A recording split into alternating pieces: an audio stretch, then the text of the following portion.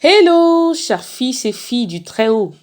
Nous sommes le vendredi 3 septembre 2001. C'est une grâce de pouvoir encore respirer en ce jour.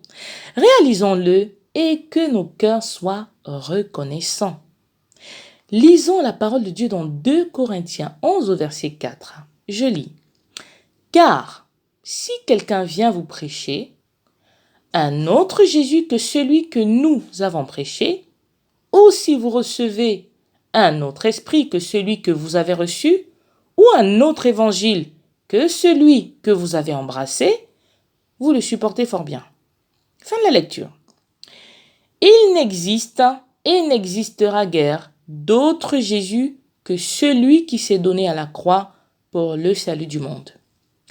Nous devons garder cela dans notre cœur et continuellement plonger les regards dans la parole de Dieu pour contempler Christ et suivre ses pas. Cela nous préservera de la ruse des égarés et nous maintiendra au pied de ce Jésus-Christ, le seul Sauveur, le Seigneur de tout et le Roi glorieux. Dieu, en nous sauvant, a fait sa part. Répondre à ce salut et demeurer en Christ est notre part. Prions. Béni soit ton nom, éternel Dieu. Merci pour ce vendredi que tu nous donnes la grâce de voir. Merci pour le salut que tu nous as donné en Christ Jésus, ton Fils. Merci pour son sang versé qui nous assure le pardon de nos péchés.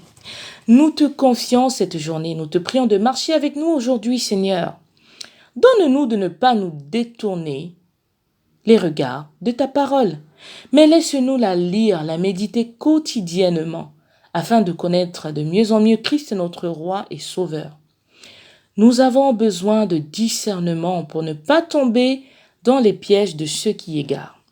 Maintiens-nous au pied de la croix de Christ et sanctifie-nous continuellement par ta parole qui nous éclaire. Cette journée, nous te la confions. Marche avec nous aujourd'hui et préserve-nous de la chute et de la déroute. Pourvois à tous nos besoins et que nos cœurs soient aussi ouverts aux besoins des autres et au pardon. Que la gloire te revienne, Seigneur. Au nom de Jésus, nous avons prié. Amen. Excellent vendredi à tous.